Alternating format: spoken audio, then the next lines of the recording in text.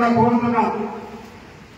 ఎవరైతే పోరాటం చేస్తారో, ఎవరైతే పార్టీని తిరిగి అధికారంలోకి తీసుకొని రావడానికి కోసం కష్టపడతారో, ఎవరైతే ఇబ్బందులు పడతారో మీ అందరినీ కూడా గుర్తించుకునేటువంటి బాధ్యత జగన్మోహన్ రెడ్డి గారు తీసుకుంటారని చెప్పి మమ్మల్ని ఇక్కడికి అదే ప్రజలని చెప్పమని పంపించారు.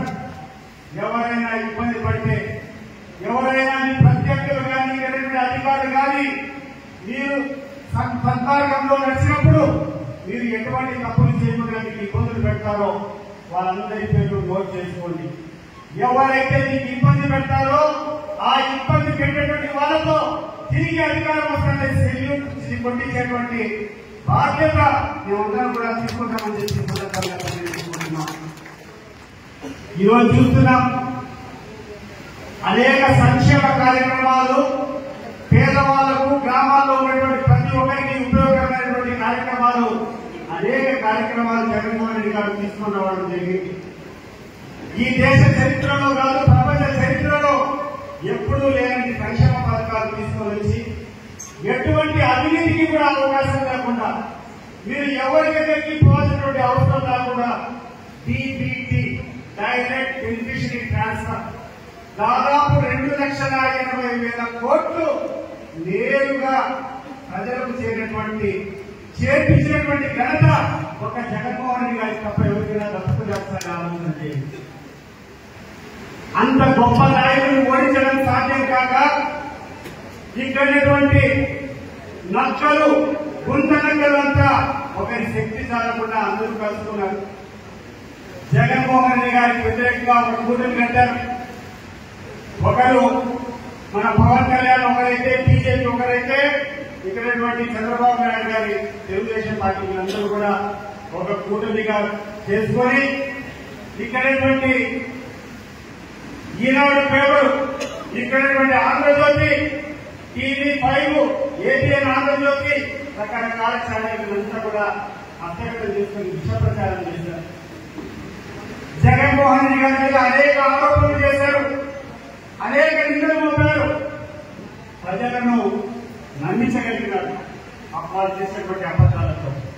కానీ ఈ రోజు నేను అడుగుతున్నా, చంద్రబాబు నాయుడు గారు మీరు చెప్పినటువంటి అబద్ధాలు కాకుండా అనేక హామీలు జగన్మోహన్ రెడ్డి గారు ఇస్తున్నారు కంటే ఎక్కువ సంక్షేమం ఇస్తామని చెప్పి మీరు చెప్పారు. ఈరోజు ఏం జరుగుతుందో సార్ ప్రజలందరూ కూడా ఆలోచన చేయాలి. ముఖ్యంగా నాయకులంతా ప్రజలు ఏది కోల్పోయినారో తెలియజేయాలి వాళ్ళకి. అనేక క్లిప్పింగ్లు మీకు వస్తా ఉంటాయి సోషల్ మీడియాలో. ఒక సందర్భంగా చంద్రబాబు నాయుడు నుండి ఈ గ్రామంలో ఉన్నటువంటి వాలంటీర్లందరికీ కూడా 5,000 రూపాయలు మీకు ఎంత సరిపోతుందయ్యా? 5,000 కాదు 10,000 ఇస్తానని చెప్పినాడు. ఏమన్నా ఇప్పుడు ఎంత ఇస్తాడు? ₹1 డబ్బన్నా ఈరోజు ఈ వాలంటీర్లకు డబ్బులు ఇస్తున్నాడా ఈ యొక్క చంద్రబాబు నాయుడు? లేదు.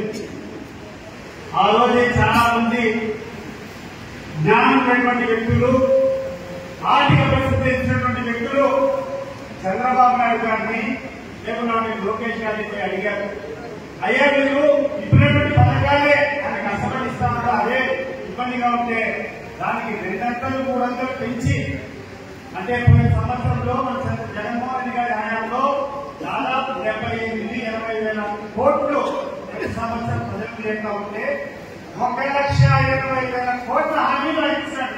సంవత్సరానికి 1,80,000 ఎక్కడి నుంచి తెచ్చిస్తావయ్యా అంటే వాళ్ళకి అనుభవం లేదు.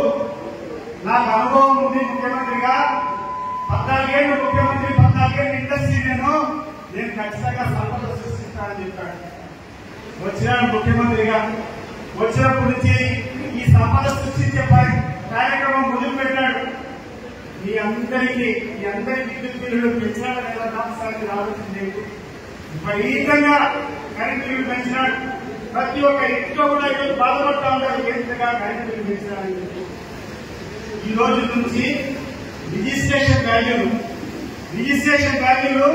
20% నుంచి 30% మీ యొక్క భూములు రిజిస్ట్రేషన్ కావాలంటే రిజిస్ట్రేషన్ వాల్యూలు పెంచారు. ప్రతి ఒక్కటి పెంచుకుంటూనే పోతున్నాడు. కానీ ప్రజలకు ఇచ్చింది ఏంటి నేను అడుగుతున్నాను. మీరు చెప్పండి, ఏమైనా ఇచ్చారా ప్రజలకు? ఈరోజు వరకు అమ్మఒడి లేదు, ఈ రోజు వరకు ఆడవాళ్ళు ఇచ్చేటువంటి 15,000 రూపాయలు లేదు. నువ్వేమో ఆ రోజు చెప్పినావు అమ్మఒడి ఒకటి కాదు ఇద్దరు కాదు 5 మంది పిల్లలు ఉంటే 75,000 కూడా ఇస్తాను. 75,000 పక్కన పెట్టాయా చంద్రబాబు? ఆ ఇచ్చినటువంటి 15,000 ఇస్తావా ఈరోజు? ఒకసారి మీరు చెప్పండి, ఏం చేస్తున్నారు? నువ్వు ఇచ్చేదంతా తెలియదు. ఎటువంటి లాభం ఈరోజు ప్రజలకు జరగల. నువ్వు చెప్పేదానికి నీకు ఫేస్ వాల్యూ కాకుండా ఈ రోజు కూడా ఎంత దౌర్భాగ్యానికి దిగారంటే వీళ్ళంతా, ఈ పత్రికలంతా అన్యాయమైనంత అక్రమాలయ్యాక జగన్మోహన్ రెడ్డి గారి ప్రభుత్వంలో జరిగినటువంటి అక్రమాలన్నింటి నిలదీయడానికి ఈరోజు కమిటీ చేస్తారంటే ఈరోజు ఈనాడు పేపర్లు చూస్తే కమిటీ చేస్తారంట. ఏది అక్రమాలు చేశారంట, అక్రమాలు చేశారంట వైఎస్ఆర్సీపీ, వాటి మీద కమిటీ చేస్తారని చెప్పారు. ఈరోజు కర్నూలు నడిగొడ్డు నుంచి నేను అడుగుతున్నా చంద్రబాబు నాయుడు గారు, అక్రమాలు చేసేది ఎవరు, అన్యాయాలు చేసేది ఎవరు? ఈ రోజు ఈయన అని చెప్పి ఫ్లీట్ అసిస్టెంట్ కర్నూలు జిల్లా నుంచి అభివృద్ధి ఎవరు ఒకసారి అందరూ కూడా చెప్తారు. రోజంతా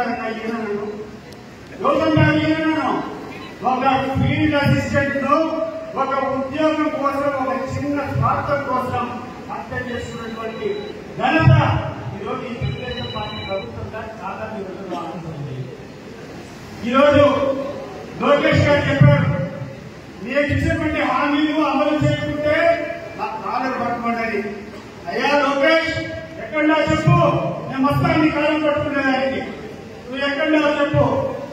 ఈరోజు నేను చూపిస్తా క్లిప్పింగ్స్ అన్ని కూడా స్పీచ్ అయిన తర్వాత ఆ 3-4 క్లిప్పింగ్ కూడా చూపించాలని కూడా అనుకుంటున్నాను. చాలా చాలా గొప్పగా చెప్పారు. నేను ఇచ్చేటువంటి పథకాలు అమలు చేయకుంటే నా కాలం పట్టుకోవాలి. కాలం పట్టుకునేదానికి మనం అందరూ కూడా రెడీగా ఉండాలా. నిశ్శబ్దంగా ఉంటే కాదు. కర్నూలు జిల్లాలో నేను ఇప్పుడే ఎంక్వైరీ చేశా. ఇక్కడటువంటి విలేకరులకు, ఇక్కడటువంటి పెద్ద మనుషులంతా కూడా ఏమంటే అలా ప్రజల్లో వ్యతిరేకత బాగుంది కానీ ఇంకా మన కేటగిరీలో ఉత్సాహం లేదన్నా, ఎవరు పోరాడడం లేదంటారు. నెక్స్ట్ టైం వచ్చినప్పటికీ ఈ పరిస్థితి ఉండకూడదు. ఈ ఇచ్చినటువంటి కమిటీ వాళ్ళంతా కూడా జూన్కి నిలిచండి, ముందైపోండి. ఒక చిన్న ఉదాహరణ చెప్తా. ఇటీవల తిరుపతిలో ఒక 5-6 మంది తొక్కిసలాట చనిపోయారు. చనిపోయినప్పుడు జగన్మోహన్ రెడ్డి గారు వాళ్ళని పరామర్శించేదానికి తిరుపతి వియా హాస్పిటల్కి పోతే అక్కడ డిప్యూటీ ముఖ్యమంత్రి పవన్ కళ్యాణ్ గారు వాళ్ళతో మాట్లాడుతూ ఉన్నారు. ఎటువంటి పరిస్థితుల్లో జగన్మోహన్ రెడ్డి గారు రాహుల్ దగ్గరికి ఆలోచన చేసి ఎక్కడికక్కడ రోడ్లన్నీ కూడా ట్రాఫిక్ జామ్ చేసేసి లారీలన్నా అంటే అడ్డం పెట్టి జగన్మోహన్ రెడ్డి గారిని ఎయిర్పోర్ట్ నుంచి హాస్పిటల్కి వచ్చేదానికి అడుగుతున్నారు. కానీ పట్టుదలకు మారిపోయినటువంటి మన జగన్మోహన్ రెడ్డి ఆ కారు ఆపేసి నడుచుకుంటే పాదయాత్ర ఆ రోజు ఆ హాస్పిటల్కి రావడం జరిగింది. అప్పటి వరకు ఉన్నటువంటి పవన్ కళ్యాణ్ కు అర్థం కాలే జగన్మోహన్ రెడ్డి వస్తా ఉంటే ఒక ప్రపంచం మనకి వస్తా వచ్చినారు.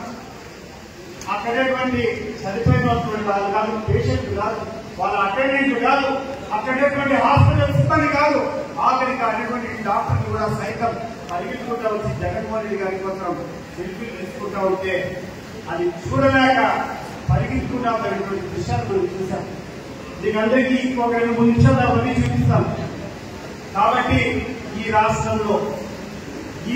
రాష్ట్రంలో ఎవరైనా నాయకున్నారంటే అది జగన్మోహన్ రెడ్డి గారు ఒక్కరే.